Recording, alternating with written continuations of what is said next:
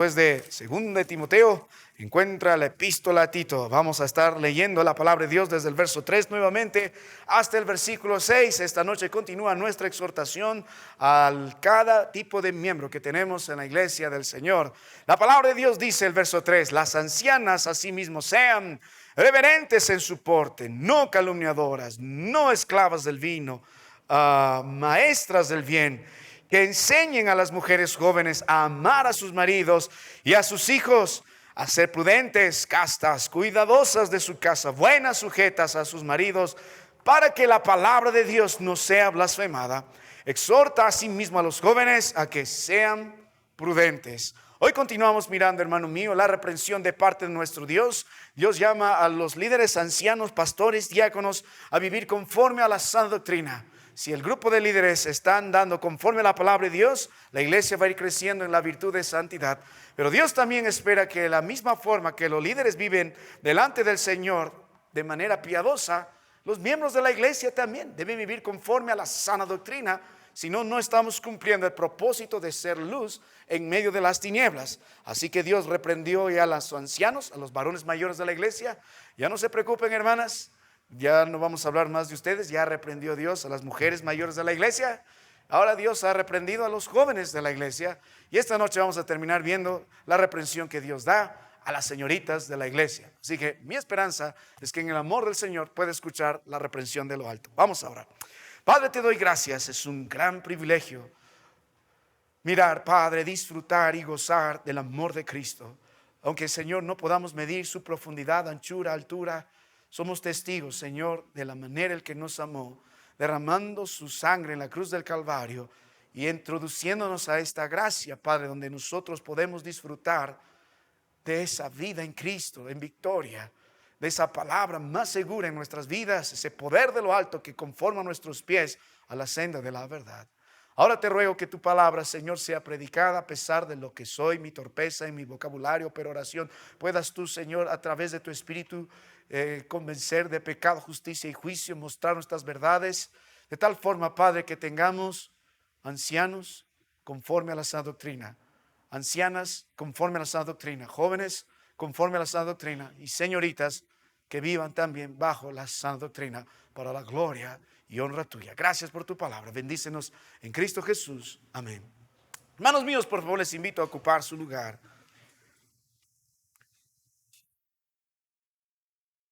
El viejo predicador Spurgeon, en los días de sus mensajes y auge predicando desde el púlpito en Londres, de la famosa iglesia que tuvo, el Tabernáculo, dio un día un testimonio en cuanto a su familia. Especialmente tomó tiempo para hablar acerca de su mujer.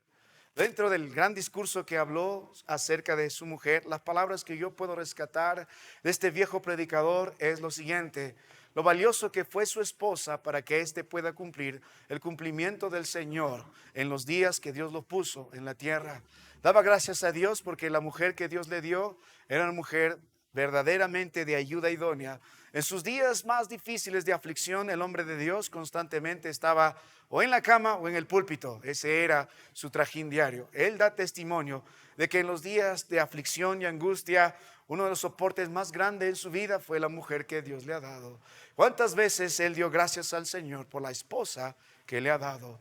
El predicador llegó a ser el predicador que fue, no porque tenía una gran oratoria, un gran liderazgo, un profundo conocimiento de la palabra de Dios, y yo no encuentro otro predicador de ese calibre, hermano mío, no solo en su entendimiento, sino en la manera de poder predicar la palabra de Dios y poder llegar a cualquier tipo de predicador, a cualquier tipo de persona. En esos días no teníamos la amplificación del sonido, así que el hombre predicaba a más de 5,000 personas a todo pulmón desde el púlpito. Increíble. Pero el secreto de todo esto es que el hombre supo llevar un matrimonio conforme a la palabra de Dios. Y la Biblia nos enseña, si uno no gobierna bien su casa, ¿cómo puede cuidar de la iglesia del Señor? Para nosotros es indispensable que los hermanos que son líderes de esta iglesia, varones de esta iglesia, si sirven al Señor y si lo van a hacer, tienen que gobernar primero bien su hogar. Si no gobiernan bien su hogar, no pueden servir en los ministerios que la iglesia del Señor ofrece. Eso es un requisito. Así que quería que ustedes puedan meditar en eso. ¿Por qué? Porque miramos la palabra de Dios en el libro de Tito, en el capítulo 2, y podemos encontrar en el versículo 1 el mensaje de nuestro Dios. El predicador Spurgeon entendió eso, su amada esposa también entendió eso, y ambos vivieron conforme a la palabra de Dios. Pero dice, pero tú habla lo que está de acuerdo con, ¿qué? Con tu corazón, con el pensamiento, con tu predicador de internet favorito, o con la sana doctrina. Con la sana doctrina. Hemos estado meditando en este poderoso libro de Tito ya meses, hermano. Hemos comenzado incluso antes o paralelamente a los días de la construcción con el libro de Tito. Y Dios nos ha bendecido en el tiempo de nuestra predicación, mientras bendecía por fuera también. A mí el libro de Tito ha transformado nuestro ministerio. Y yo doy gracias a Dios por la palabra de Dios. Porque, hermano mío, mientras Tito entiende estas verdades, es el año 60 después de Cristo Jesús. Tito es un misionero a carta cabal, enviado por el Señor. Él está enfrentando los graves problemas en las iglesias que se encuentran allá en la lejana isla de Creta. La palabra de Dios ya nos mostró en medio del contexto, también hemos visto que este lugar llamado Creta es una isla llena de paganismo. Hay mucho libertinaje, hay mucha idolatría, hay mucha violencia. De tal forma se han degradado los cretenses que la Biblia dice son siempre mentirosos, siempre malas bestias, siempre glotones ociosos. Va a encontrar violaciones, va a encontrar asaltos, asesinatos, inmoralidad, fornicaciones, adulterio, todo tipo de aberración en la isla de Creta. Y el contexto es que toda esa inmoralidad está dentro de la iglesia por culpa de los predicadores de la iglesia. Entonces, por eso se escribe el libro de Tito, para corregir lo deficiente y establecer ancianos, que es la causa de Cristo Jesús. Luego de analizar la enfermedad de la iglesia, desde viendo su núcleo, la familia enferma, viendo la comunión enferma, viendo el testimonio de la iglesia enferma, entonces la respuesta a esto es la palabra de Dios. Tito recibe este mensaje, y este mensaje, según las escrituras, si quieres corregir los graves problemas de las iglesias, tienes que corregir primero el liderazgo. Hay cierto grupo de personas, maestros, que deben callar la boca. Aquellos que profesan conocer a Dios y con sus hechos lo niegan, deben callarse la boca. Aquellos que no gobiernan bien su hogar, deben callarse la boca. Aquellos que están predicando un mensaje fuera de la palabra de Dios, deben callarse la boca. Así que ese es el primero, si no, tiene que conformarse a la palabra de Dios. Entonces el libro de Tito capítulo 1 empieza con la corrección, la reprensión, los requisitos de ser irreprensible con los ancianos. En cada lugar ancianos, en cada lugar ancianos. Entonces, luego de terminar con los ancianos, con los líderes, el libro de Tito capítulo 2, Dios va a tratar con cada miembro de la iglesia, porque la misma demanda está. Yo quiero que el anciano viva conforme a la sana doctrina. El pastor, el diácono, cualquier hermano que está en un puesto debe vivir conforme a la sana doctrina, pero también espero que cada miembro de la iglesia viva conforme a la sana doctrina. Y uno siempre se ha preguntado, y todo el mundo está preguntando, y se ha hecho estos días muy famoso este término. Tuve el privilegio de estar predicando por casi un mes en nuestro país vecino del sur de Chile. Fuimos con el pastor Freddy, hicimos una gran ruta desde Santiago hasta una isla que se llama Chiloé, bastante grande. La isla mide desde Huancayo a Lima, más o menos unos 300 kilómetros, para que se haga la idea. Muchas ciudades, es un grande. Ahora, el término común, todos predicamos la sana doctrina. Y si tú preguntas qué es la sana doctrina, la mayoría dirá, bueno, la sana doctrina es lo que yo predico, y la falsa doctrina, lo que tú predicas. Entonces, ¿cuál es la sana doctrina? No, hay iglesias que se creen dueños y absolutos de la verdad. No, nosotros sí predicamos. Ustedes no predican las doctrinas. Y verán las conferencias y los pleitos que hay en medio de todo esto. Cuando uno vuelve a la palabra de Dios y ve el contexto de las escrituras, y hemos dado definición de todo esto, cuando la Biblia habla de sana doctrina, está hablando de toda la palabra de Dios. Yo le pregunto, ¿qué parte de la Biblia es malo? La ley de Jehová es perfecta, Salmos 19, verso 7, que convierte el alma. No hay nada de malo. Toda la palabra de Dios, según 1 de Timoteo, es útil para enseñar, redarguir, corregir, instruir justicia. Y la Biblia dijo que toda la escritura es inspirada por Dios. No hay nada de malo en la palabra de Dios. Pero ¿por qué se llama sana doctrina? Tanto en los contextos de 1 y 2 de Timoteo, el libro de Tito, se llama sana doctrina por el efecto. Hemos visto en el libro de Tito capítulo 1, repréndelos para que sean, recuerda la palabra de Dios que dice el verso 13, sanos en la fe. Tenemos malas prácticas en la iglesia porque tenemos malos hermanos predicando un mal mensaje, y en consecuencia tenemos malas prácticas. Usted puede jactar de todo su conocimiento doctrinal en cuanto a la palabra del Señor, escatológico, soteriológico, todos los lógicos que puedas ponerle ahí, pero su vida delante del mundo, delante de los demás, delante de los ojos del Señor, si es una vida conforme a la palabra de Dios, se va a reflejar en una vida sana. Porque la sana doctrina produce hermanos sanos en la fe. Usted puede entender muchas verdades, puede cantar de esas verdades, pero si usted no vive las verdades de la palabra de Dios, ni su familia tampoco, puede jactar de todo, pero no conoce la sana doctrina. Mire el libro de Tito en el capítulo 2, el verso 11. Aquí está el centro del mensaje de toda la escritura del libro de Tito. Porque la gracia de Dios se ha manifestado, ¿para qué? Para salvación a todos los hombres. Cuando hablamos de la gracia del Señor, lo cantamos, muchos tratamos de dar una definición de la gracia de Dios. Cada predicador favorito suyo tiene una definición de la gracia de Dios.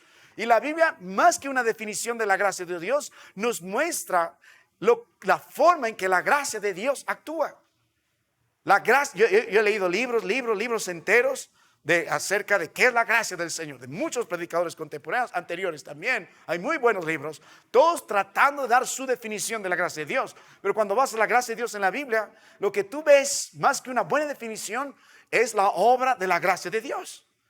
Puede usted cantar gracia admirable, puede cantar maravillosa gracia, puede hablar mucho de la gracia de Dios y dar un buen concepto, pero si la gracia de Dios no se ha manifestado en su vida para salvación en Cristo Jesús y usted sigue viviendo muerto en delitos y pecados, no hay nada nuevo en su vida, sigue siendo infiel, mentiroso, orgulloso, entonces no conoce la gracia de Dios, aunque la pueda recitar de memoria cualquier definición. Pero la gracia de Dios no solo se manifiesta, sino que la gracia de Dios, dice el verso 12, que nos enseña. Usted dice que conoce la gracia de Dios, pero la gracia de Dios no solo se ha manifestado en la salvación de Cristo Jesús, cambiando nuestras vidas de una forma sobrenatural, ontológicamente, sino que la gracia de Dios nos enseña. La Biblia dice enseñarnos que renunciando a toda impiedad, a los deseos mundanos, vivamos en este siglo sobria, justa y piadosamente. Puede cantar, puede jactar, puede dar definiciones, puede leer mucho de la gracia de Dios, pero si usted no ha aprendido a renunciar a los deseos que tenía antes, entonces no conoce ni ha disfrutado de la gracia de Dios. Por eso se llama sana doctrina. Porque la sana doctrina, el evangelio de Cristo Jesús, la manifestación de la gracia produce hermanos sanos en la fe, que han renunciado a su vieja vida y viven en este siglo justa y sobriamente.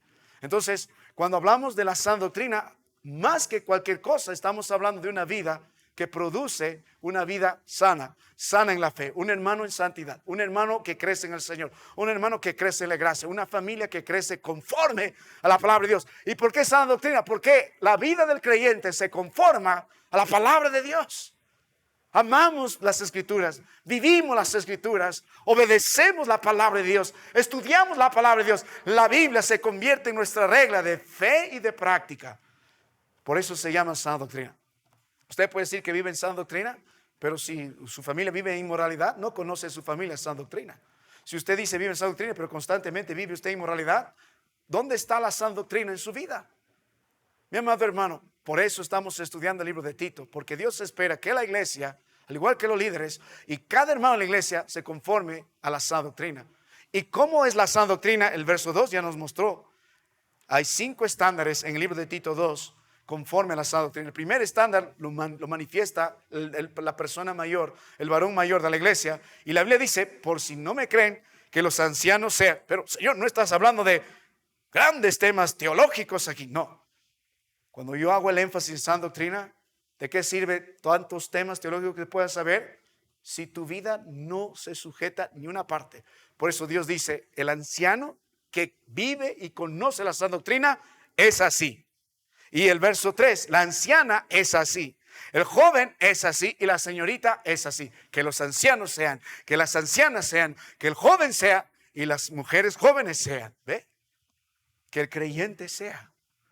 La gran lucha de Cristo Jesús en el libro de Mateo, a partir del capítulo 5 al capítulo 8, capítulo 7, el poderoso sermón del monte, de los 5 sermones que Cristo predica en el libro de Mateo. La gran lucha de Cristo se refleja en Mateo 5:48. Sed pues vosotros perfectos como vuestro Padre que está en los cielos es perfecto. No se trata de aparentar, se trata de ser una nueva criatura. Sed. santos. Dios nos dice, sed pecador porque yo soy pecador. Sé orgulloso porque yo soy orgulloso. Sé infiel porque yo soy infiel. Dice, sed santos porque Dios es 3 veces santo. De eso se trata la sana doctrina en nuestras vidas. Si hemos disfrutado del poder del evangelio en nuestras vidas a través de la operación del Espíritu Santo, entonces somos creyentes. Somos los hombres mayores que Dios espera. Somos las mujeres mayores que Dios espera. Y somos los jóvenes, hombre y mujer, que Dios espera. Somos las familias. ¿Por qué todo esto es importante? Porque cuando vamos a llegar al libro de Tito en el capítulo 3, ahí está determinado el plan de Dios para la iglesia. Porque estas cosas, va a decir la palabra de Dios, son buenas y útiles delante de todos los hombres. Cuando usted lee el libro de Tito 3, verso 8, la iglesia está cumpliendo su propósito de glorificar al Señor, de tener comunión entre nosotros, pero de impactar el mundo con el evangelio a través de una vida transformada. Sino nuestras palabras, hermanos, se las va a llevar el viento. ¿Cómo esta iglesia, la primera iglesia bautista de Huancayo, llega a ser una iglesia poderosa en el Señor? De impacto a nuestra sociedad. Cuando los hermanos de esta iglesia, desde los líderes hasta el último de los miembros de la iglesia, por más pequeño que sea y joven que sea, vive conforme a la sana doctrina. Ahora, volviendo a la palabra de Dios, ya hemos visto el mensaje a los varones mayores, su naturaleza, su carácter, su responsabilidad. Hay algunos videos que hemos grabado, si lo quiere meditar, hemos meditado meses en eso. Hemos visto en el capítulo 2, verso 3, el segundo estándar a la mujer mayor de la iglesia. Hemos visto su naturaleza, hemos visto su carácter y hemos visto su responsabilidad. Dentro de su responsabilidad, no olvide, hermanos, su trabajo, si es una verdadera creyente, su trabajo es ser maestra del bien.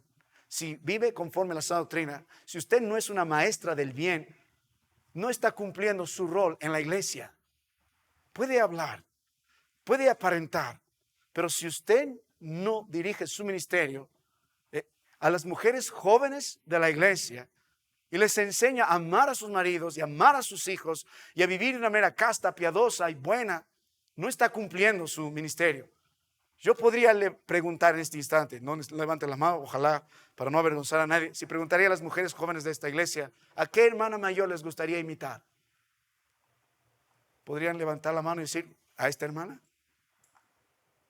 ¿Sabe el problema de las iglesias? Sí, los pastores tenemos que hacer nuestro trabajo, pero aún Timoteo y Tito reconocían, y el apóstol Pablo reconocía, nosotros no podemos llegar de esta forma, por más predicadores que somos. Necesitamos una mujer maestra del bien que llegue a este tipo de hermanas jóvenes que están empezando con su matrimonio, que están creciendo en eso. Necesitamos maestras del bien. Y hermanos, te diré, he predicado en muchas iglesias y no veo, pocas hermanas. Pueden jactar, no he visto en las grandes conferencias de damas maestras del bien. No hay. Pueden hablar de todos los temas escatológicos. Aquí vamos a hablar de salvación, pero ¿y su rol? Hermano, ¿qué es usted maestra del bien mayor? ¿Cuándo fue la última vez que oró por las mujeres jóvenes de nuestra iglesia? ¿A quién usted condujo para el Señor? ¿O qué vida? ¿Qué enseña, hermana mayor? ¿Qué enseña, hermana mayor, a las mujeres jóvenes de la iglesia?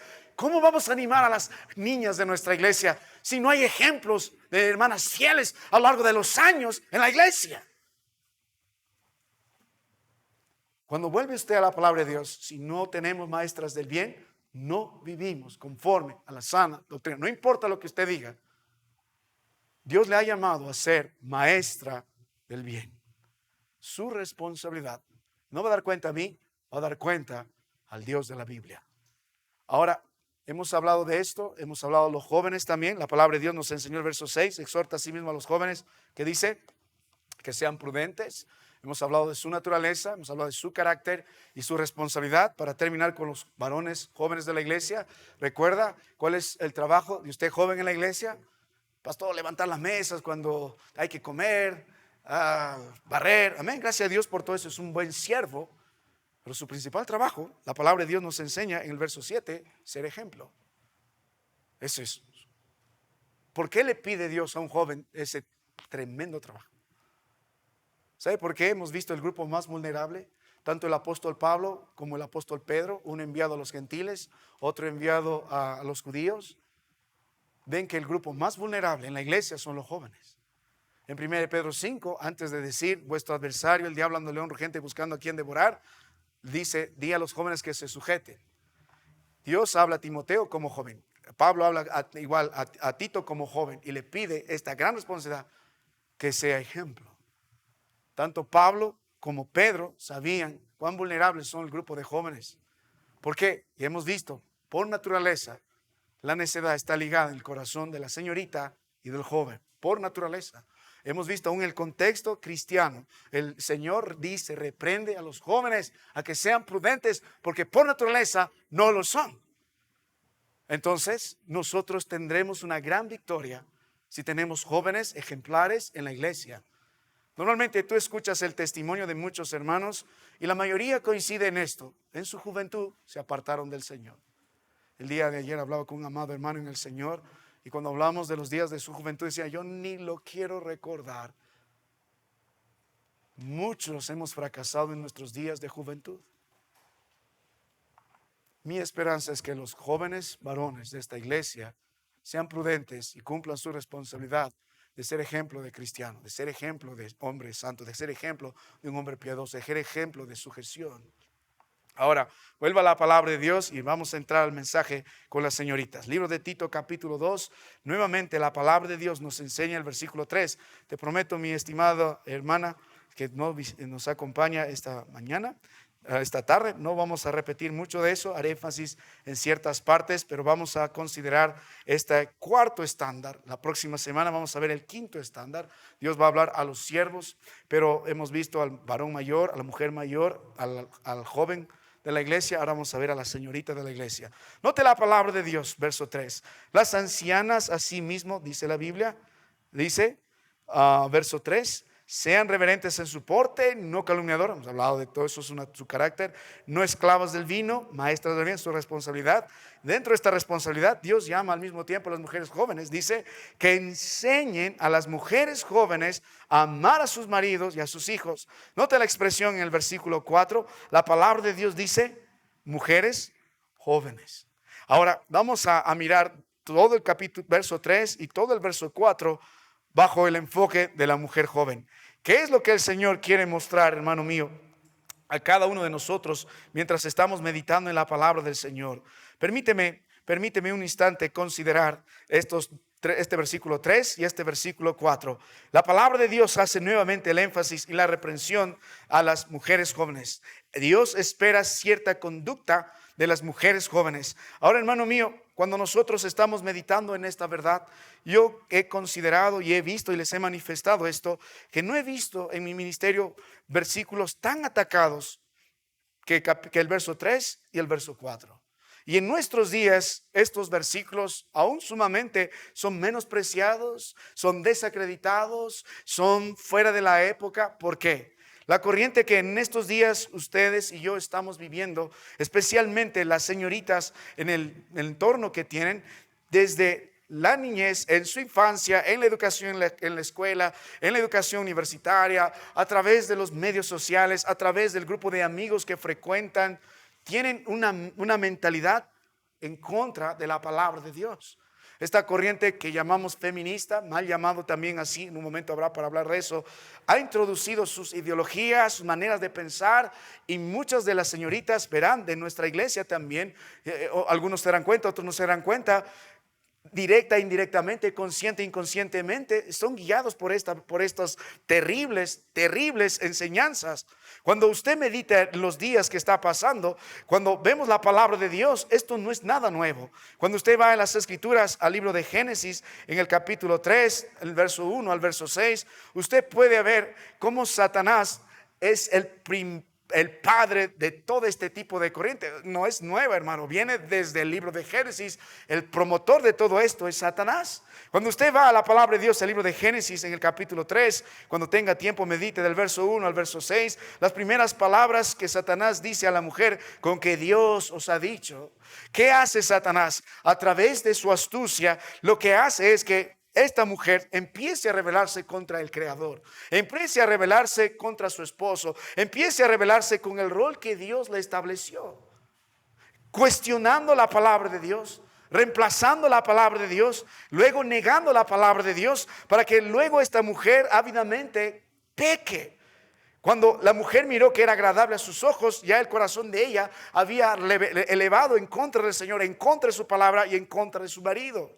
Cuando vemos la palabra de Dios en el Nuevo Testamento, en 2 Corintios capítulo 11, en el verso 3, exactamente el apóstol Pablo también hace referencia a lo mismo. Dice en 2 Corintios 11, 3, pero temo que como la serpiente con su astucia engañó a Eva, vuestros sentidos sean de alguna manera también extraviados. El mismo problema estaba en la iglesia en Corinto. ¿Recuerda el contexto de la iglesia en Corinto? Las mujeres vistiendo como las sacerdotisas de la diosa a lo que los corintios adoraban, un vestimento provocativo, sensual, inmoral, viviendo de una forma desordenada. Ellas se rapaban el cabello porque las sacerdotisas se rapaban el cabello. Y Dios dijo, por eso no puedes venir así a la iglesia. Tu vida debe manifestar que eres una sacerdotisa, pero de Dios. Es lo que hemos hablado de reverentes en su porte. Entonces el apóstol Pablo entendía eso. En el Antiguo Testamento se entendía esto. Nuestros días, hermano mío, los roles que Dios ha establecido al hombre y la mujer se están siendo distorsionados por esto. El varón no quiere ser varón, la mujer no quiere ser mujer. Dios nos hizo diferentes. Nos ama por igual, derramó su sangre, pero nos dio roles diferentes en la iglesia y también en nuestras familias. Esta corriente está en contra de todo esto. Promueven hombre con hombre, mujer con mujer. No necesitas tener un solo marido, puedes tener 2, 3 maridos. Tú puedes hacer lo que quieras con tu cuerpo. Si quieres ser mamá, si quieres no ser mamá. Si quieres ser mamá, pero con un papá alquilado. Si no quieres ser mamá soltera. Si tú sigues leyendo la palabra del Señor, esto está en el corazón de muchos, porque no solamente este tipo de corrientes va en contra del rol que Dios estableció, sino también en la función que Dios estableció a la mujer dentro de sí misma como persona. Va en contra de la maternidad, va en contra del crecimiento y su rol en el cual Dios le puso. Estas corrientes pro abortos, esta corriente en contra de la vida que el Señor ha establecido. Por si acaso si lee el Antiguo Testamento, Dios aborrece el aborto, Dios lo aborrece. Entonces puede usted considerar vez tras vez que está en el corazón de nosotros. Por ejemplo, a lo largo de la palabra del Señor, usted puede ver cómo Satanás en su pernicioso propósito va desviando el propósito de la mujer, la naturaleza de la mujer, pero también quiere degradarla a un punto tal que sea avergonzada. Satanás es quien busca que la mujer se degrade en cuanto a su moralidad. Si usted lee el libro de Proverbios capítulo 7, hay un ejemplo de una mujer. La palabra de Dios usa la expresión por más dura que es ramera, con su atavío de ramera. Es el plan del enemigo, quitar a la mujer del centro de la voluntad del Señor, hacerle una mujer que vista sensualmente, que hable sensualmente, que esté con un hombre, que esté con otro hombre, y degradarla a ese punto. A lo largo de la Biblia no solo podemos ver que ese propósito de que la mujer vive en inmoralidades de Satanás, sino que también él busca destruir a la mujer. La embarra en fornicaciones, la embarra en adulterios, sufre vejación, sufre violencia. Ese no es el plan de Dios. Cuando usted vuelve a las Escrituras, hermano mío, el plan de nuestro Dios para la mujer es un plan perfecto. Este término, una mujer empoderada, que está muy común, por eso no tenemos pastoras, no tenemos misioneras, es en contra de la palabra de Dios. Si tú fueras realmente al plan de las Escrituras, no tendrías que estar buscando poder sobre tu marido, romper ese yugo económico que te impuso. No, si él fuera el varón que Dios espera y ella fuera la mujer que Dios espera, vivirían en paz, habría gozo. El hombre entendería, mi trabajo es proveer para esta mujer y el trabajo de ella es cuidar nuestro hogar. Por eso es el trabajo de la mujer mayor de la iglesia, ser maestra del bien. Es fundamental para enseñar a las niñas a edificar sus hogares y a enseñarles a amar a sus maridos y amar a sus hijos. Si ellas no están en casa, ¿cómo van a poder edificar su hogar? ¿Cómo van a poder mostrar ese amor a sus maridos? ¿Y con qué autoridad van a enseñar a las demás jóvenes? La Biblia dijo en el Antiguo Testamento, desde Génesis, antes del pecado, no es bueno que el hombre esté solo. Con mayor razón, ¿cómo será estos días que el pecado sobreabunda?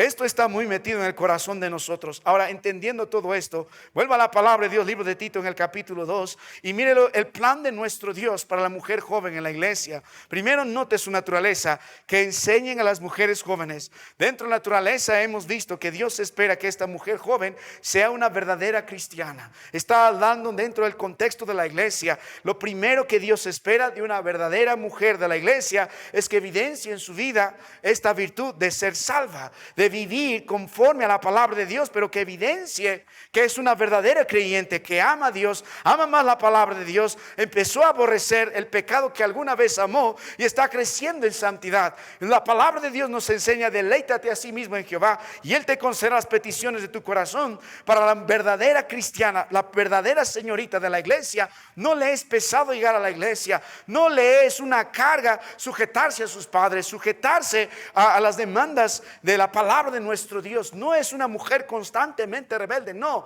porque se deleita en la palabra de Dios, se deleita en los lugares de Dios. Si tú muestras a una niña que es parte de esta iglesia, pero su hogar no está, su corazón no está puesto en el hogar, no está puesto en la casa del Señor.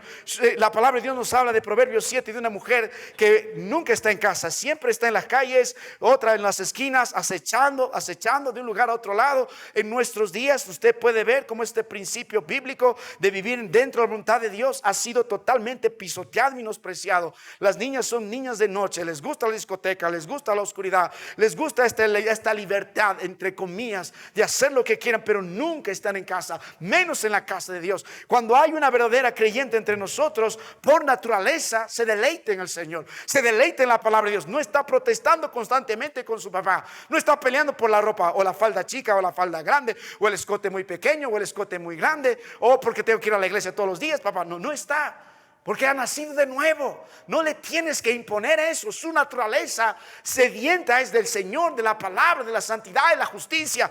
No va a estar en yugo desigual. Por eso es importante la enseñanza de la mujer mayor de la iglesia, porque si ella no sabe enseñar a sus hijas y no sabe enseñar a las otras niñas de la iglesia a edificar su matrimonio, ellas van a fracasar. Las niñas de nuestros días pueden enamorarse de cualquiera menos de la iglesia. Algo que me sorprende mucho, y he predicado en varias iglesias dentro de nuestro contexto en el Perú, pero también en otros lugares, he tenido el privilegio de hacerlo. Lo que veo en estos días, los jóvenes no quieren casarse, no quieren casarse. Y de pronto la señorita que dice: no hay nadie en la iglesia, pastor, no encuentro al galán, al príncipe azul, de ojos tal, de metro tal, de tal altura, no hay nadie, pastor, no hay nadie. Yo te enseñaría a varios jóvenes de esta iglesia que podrían decir buen partido, pero no hay nadie. De pronto le ves a ella con uno que no teme a Dios, con uno que no es fiel a la casa del Señor, y viene de pronto: pastor, me he enamorado. Con esas palabras ya es una gran excusa para muchas veces vivir en fornicaciones, en oscuridad, afuera de sus padres. Hermano, ¿sabe lo que más destruye a estos jóvenes en estos días? Es la vida inmoral, la corriente sensual que las señoritas y los jóvenes siguen. Si es una verdadera creyente, no va a estar peleando con eso. La palabra de Dios nos enseñó, y mire, los que hemos vivido algunos años y como pastor he visto el principio y el fin de un yugo desigual. Les digo con toda la fuerza de mi corazón: no juegues con eso, porque sobre toda cosa guardada, señorita, tú debes guardar tu corazón, porque de él mana la vida. Lo entregas a un borracho, un mujeriego, a uno que te pintó el cielo y las estrellas, de pronto vives llorando. No vengas a quejarte a mí, sobre todo niñas de esta iglesia que han crecido y han sido exhortadas y han sido advertidas, porque luego no hay forma de arreglar el asunto. No hay varita mágica, ningún pastor lo tiene, ningún hermano lo tiene. Hay que pagar las consecuencias. Solo buscamos la misericordia de Dios. Entonces, ¿cuál es la naturaleza de una mujer joven de la iglesia? Es una verdadera creyente. También la palabra que ves aquí tiene la indicación de ser fiel. Cuando ve el libro de Tito capítulo 1, el versículo 4, a Tito, verdadero hijo en la común fe. Si quieres hablar de un verdadero creyente, lo es Tito. Pero la palabra también muchas veces hace el énfasis de ser fiel. Incluso viene de la misma raíz, a veces se traduce como una forma sinónima.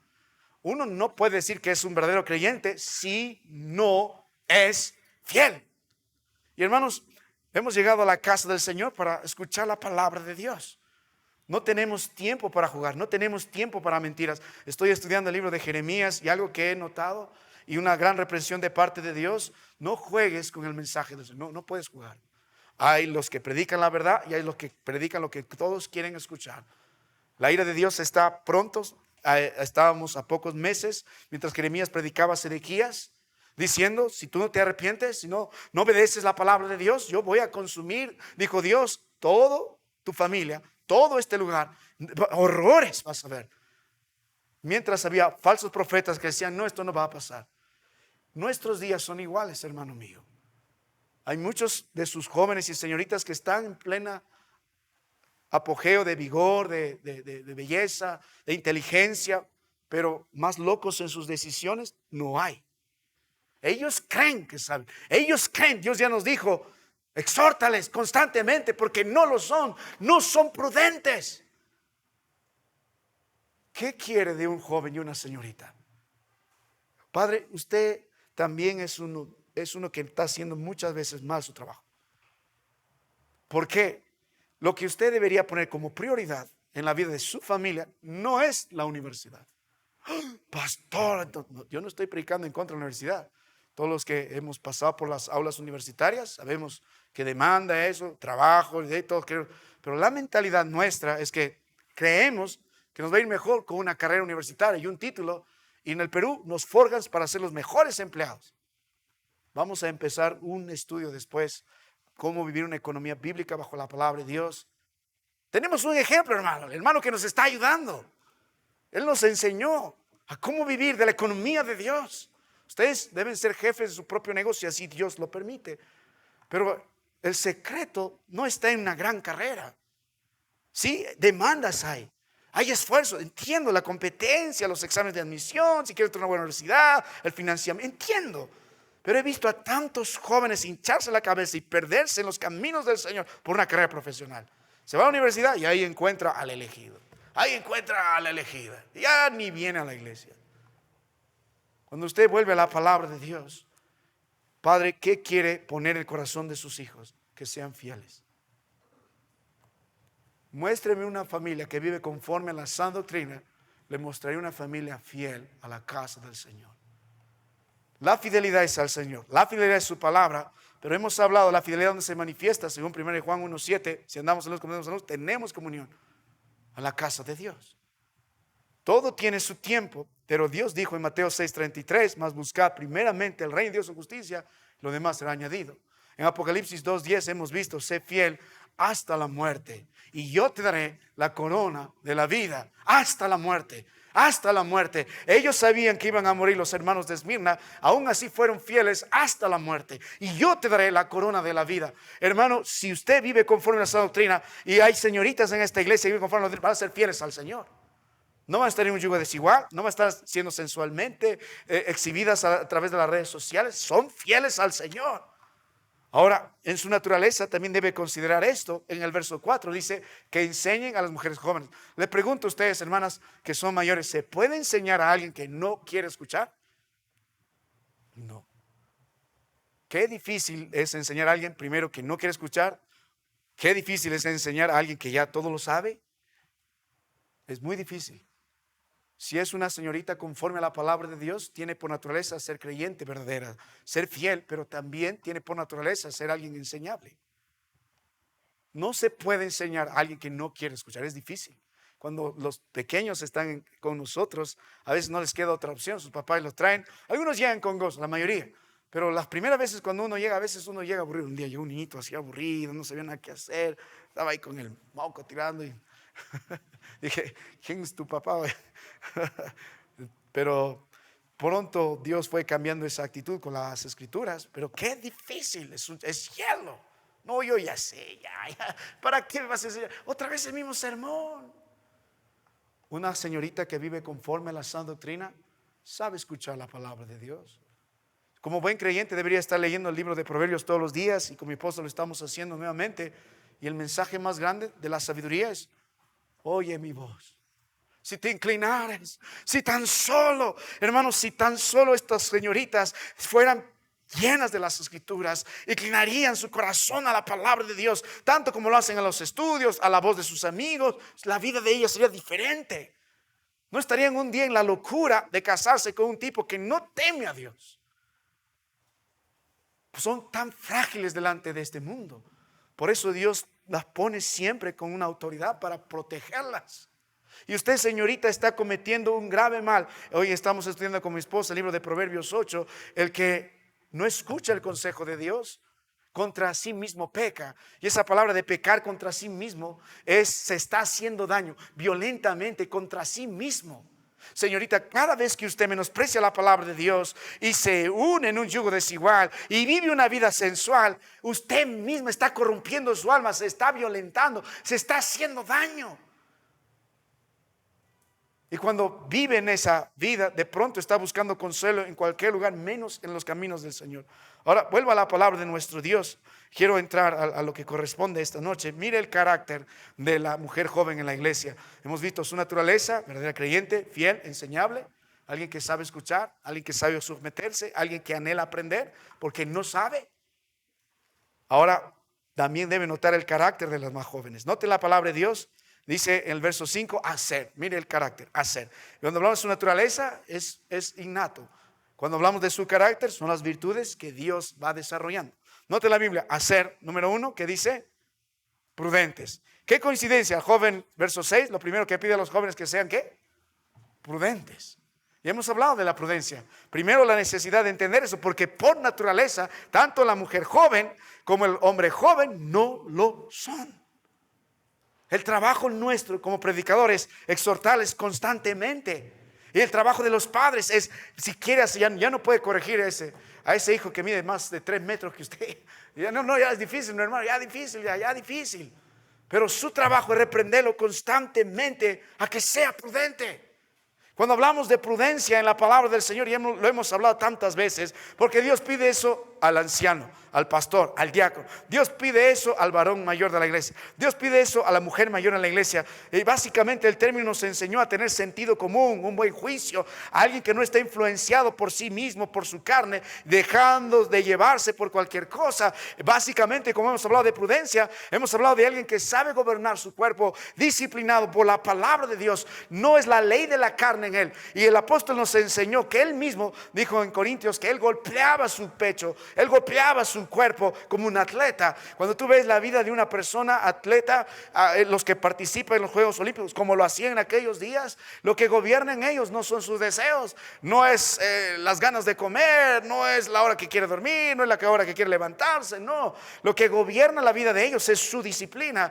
Dejan de comer ciertas cosas, dejan de dormir hasta tal hora, duermen tal hora, se levantan a tal hora, golpean su cuerpo. De la misma forma el apóstol Pablo golpeaba su cuerpo, pero gobernado por algo mejor, por la palabra de Dios, no por los deseos de la carne. Eso tiene que ver con prudencia. Lo que gobierna mi vida no es lo que yo quiero, el deseo de los ojos, los deseos de la carne o la vanagloria de vida, sino la palabra de Dios. Si tienes una señorita así, es una gran bendición, porque no vas a estar peleando con ella por su vestido, no estar peleando con ella por la amistad, no estar peleando por ella con los amigos que frecuenta, porque va a obedecer. Lo que gobierna en ella no es la moda, no es la sensualidad, no es su belleza. Vamos a ver el libro de Isaías, como Dios, por una de las razones por las que Dios castigó duramente a su pueblo, es por las mujeres jóvenes de su pueblo, que idolatraban su belleza más que a Dios. Dios llegó a aborrecer hasta cada utensilio que ellas tenían en el libro de Isaías. Entonces, cuando vuelves a entender estas verdades, lo que Dios espera es que lo que gobierne la vida de las señoritas y de los jóvenes, la palabra de Dios. Si nos vamos a vestir conforme a las Escrituras, si vamos a hablar conforme a la palabra de Dios, si vamos a establecer un noviazgo y un matrimonio conforme a la palabra de Dios. Vuelva a las Escrituras, hermano. Permíteme mostrarte otra virtud. Mire otra parte del carácter. Verso 5 dice: a ser prudentes. ¿Qué más? Si están conmigo, castas. ¿Y qué quiere decir castas? Esta palabra básicamente es un término que se usaba a veces en actos ceremoniales para separar algo que es puro. Y básicamente Dios está hablando de pureza moral. No solo de algo que tiene que quedar impecable o limpio, sino de algo que es puro moralmente,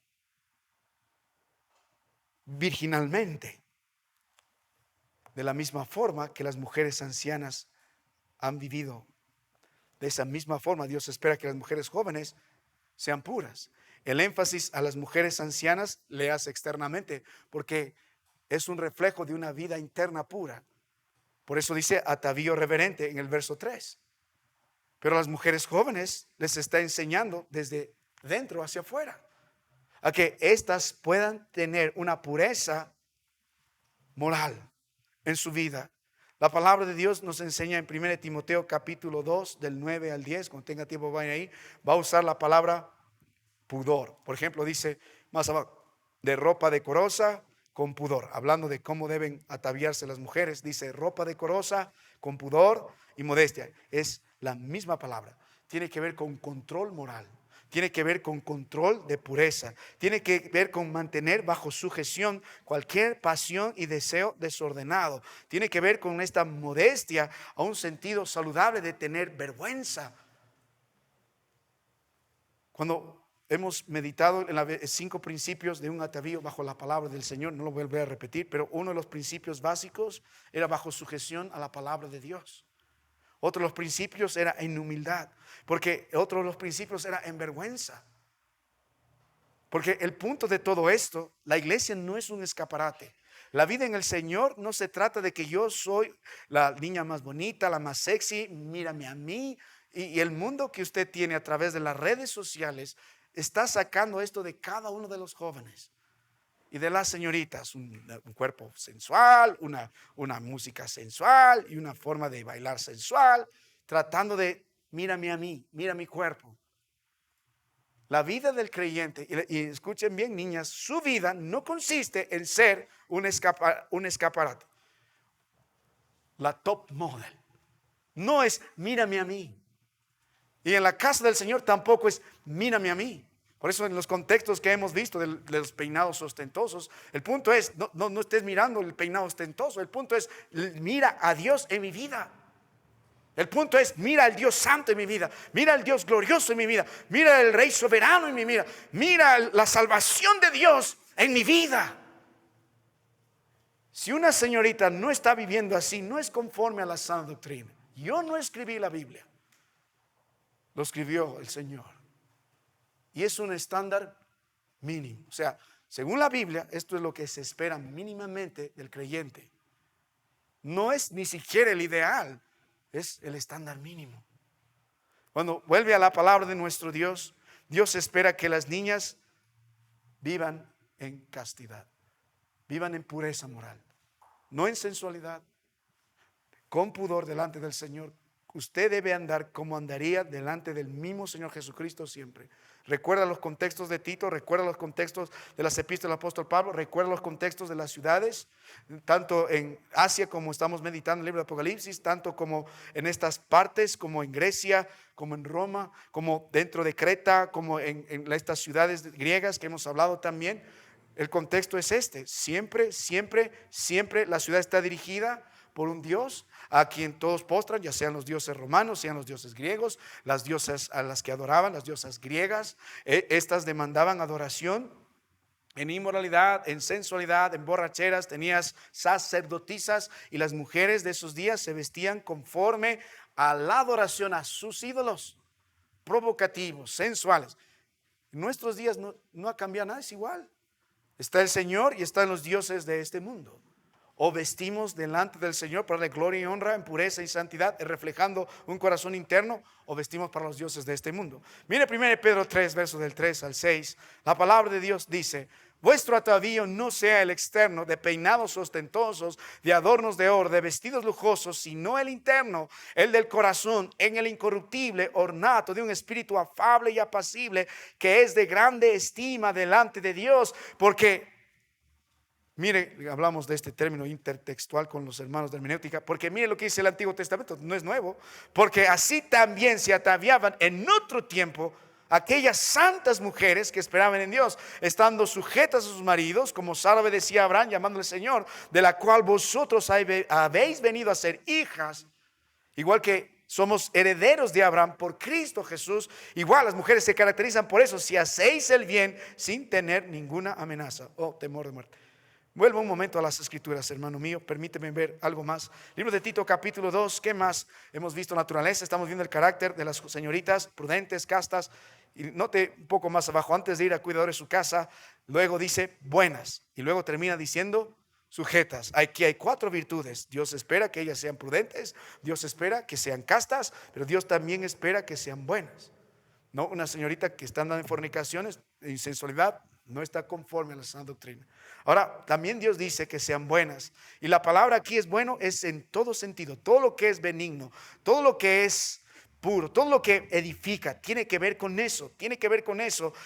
Y esta palabra se usa mucho cuando se habla del Señor a lo largo de las Escrituras. Entonces, cuando Dios espera que sean buenas, la idea es que puedan vivir conforme al ejemplo de Cristo Jesús. Todo lo que ellas puedan producir en su vida deben ser de edificación para ella y para los demás. Cuando vemos la palabra de Dios, hemos visto este contexto en 1 Corintios 6, en 1 Corintios 10. Medítelo ahí cuando tenga tiempo. La palabra de Dios dice, todo me es lícito. Por ahí hay un joven en la iglesia en Corinto diciendo, pastor, ¿puedo fumar? Pastor, ¿puedo ir a una discoteca? Pastor, ¿está bien esta playa? ¿Está bien este concierto? Pastor, ¿qué piensas? ¿Qué piensas? Y hay un gran principio bíblico. La palabra de Dios dice, todo me es lícito. Todo lo puedo hacer. Pero luego nos dice, no todo conviene. Y luego dice, no todo edifica. La mujer que es buena en el Señor, la señorita que es buena en el Señor, vive en esos principios. Y está desde el Antiguo Testamento, está desde el libro de Génesis. Ese árbol que está ahí de la ciencia, el bien y el mal, no tanto es si está bien y está mal, porque lo que está bien y está mal está claro en la palabra de Dios. El punto es si edifica o destruye, si trae vida o trae muerte. ¿Por qué no fumas? Porque trae muerte, no me edifica, no me hace bien. ¿Por qué no tomamos? Por la misma razón. No me edifica, Dios lo prohíbe obviamente, no me conviene.